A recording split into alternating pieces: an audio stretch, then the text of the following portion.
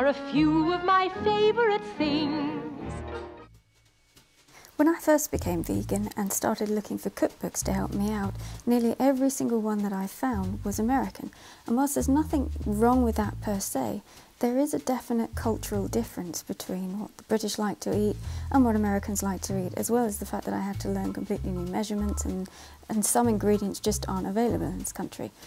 So it did seem like I was never going to be able to find recipes that really suited my tastes. And then these two came along, calling themselves Bosh. And not only were they British, but they were also coming at veganism with the same ex-omnivore take on food as me. You don't give up what you like, just change it into something better. And one recipe I have started repeating over and over again, as it's something I never would have made as an omnivore, but I make all the time now, from their Speedy Bosh book. It's Goulash Dumplings, which has fast become a comfort food favourite in our house. However, I make it slightly differently to the Bosh boys because I like to make things even simpler.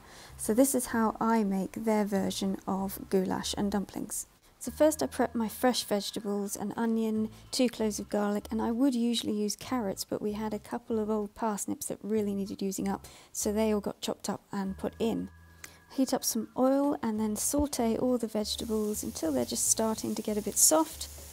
When I add about a cup's worth of frozen peppers straight from the freezer and let those gently soften too.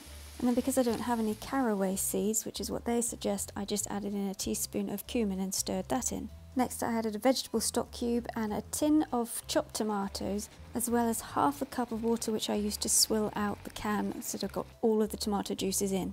I then chopped up 1 red chilli and stirred all of that in as well, seeds included, although you could take those out if you want to.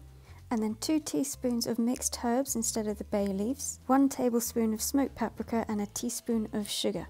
And then finally my ultimate cheat ingredients is a tin of baked beans, plus again about a cup of water to swill out the can. And then we just leave the mixture on the hob to simmer away whilst we get on with the dumplings.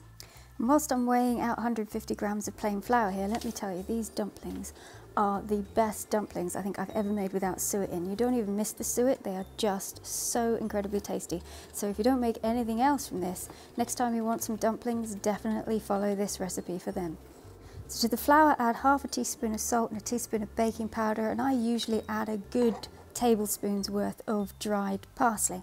Mix all of that together and then add 50 ml of oil and 75 ml of plant-based milk and 2 teaspoons of Dijon mustard, at which point stir everything together until it makes a sort of slightly tacky dough. It shouldn't be too sticky, you should be able to handle it with ease, but it should all form together. Make up your dumpling balls and then drop them in the pan. Pop the lid on and leave everything to simmer for another 10 minutes, and when you take the lid off, your dumplings should be nice and fluffy and ready to be served up. I do sometimes stir in a splash of lemon juice at the end of this, and I also will sometimes add some plant-based yogurt if I have any to hand. But neither of those things are essential, and a bit of salt and pepper is probably all most people will need. This is a really delicious stew, but the addition of the dumplings just raises it above to the absolute perfect comfort food. And although my simplified cheating version probably isn't anywhere near as good as the original Bosh one, I defy you not to really love this recipe and to start adding it to your rotation on a regular basis.